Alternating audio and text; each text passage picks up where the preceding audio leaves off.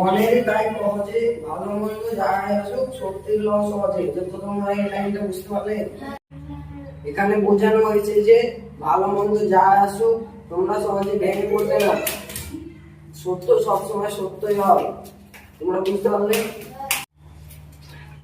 রবীন্দ্রনাথ ঠাকুর বোঝাপড়া কবিতা বলতে চেয়েছেন যে সুখ দুঃখ যায় আসুক তোমরা সবসময় লড়াই করতে থাকবে। একটা কথা মনে রাখবে যে সত্য সবসময় সত্যই হবে, সত্য কখনো মিথ্যা হবে না, সত্য সবসময় সত্যই হবে। তোমরা কখনো হতাশ হবে না, সত্য সত্য জয়ই হবে সবসময়। ঠিক আছে, কাল 15 আগস্ট তোমরা সকাল সকাল ফুল নিয়ে চলে আসবে। যাও, আজকের মতো তোমাদের ছুটি। স্যার বুঝতে পারছি না। ঠিক আছে, দাও।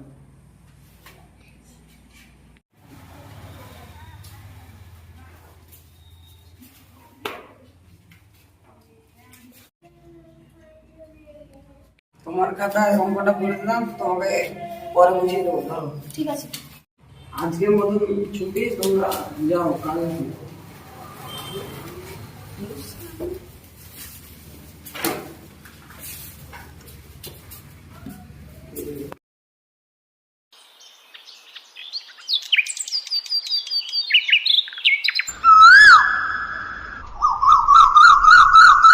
তোরা সবাই আসছিস তো?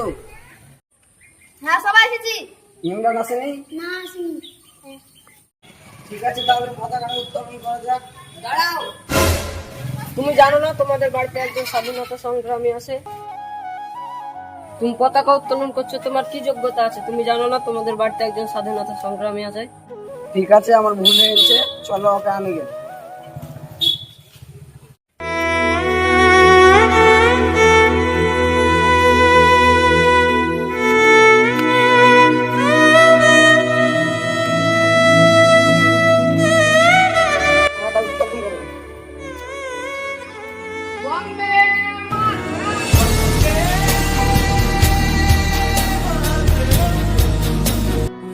তোমরা এবার চুপচাপ দাঁড়িয়ে থাকো, তোমাদের সামনে এবার স্বাধীনতা সংগ্রামী মানুষ কিছু কথা বলবে। তোমরা এখন ছাত্র, ভালো করে পড়াশোনা করো, দেশের উজ্জ্বল করবে। তোমরা এখন ছাত্র, আমরা খুব কষ্টে স্বাধীনতা পেয়েছি। তোমরা ভালো করে পড়াশোনা করো। আবার কোন সৌর শাসন যদি আসে তোমরাকে প্রথমে ঘটাতে হবে।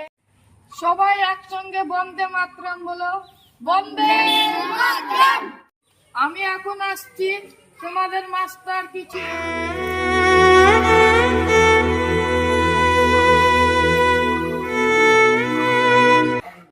তোমরা তো সবই শুনলে, আবার যদি স্বৈরাচারী শাসন আসে তোমাদের পতন ঘটাতে হবে। তোমরা ভালো করে পড়াশোনা করো। ঠিক আছে, আজ তোমরা এখন যাও, পরে কথা হবে।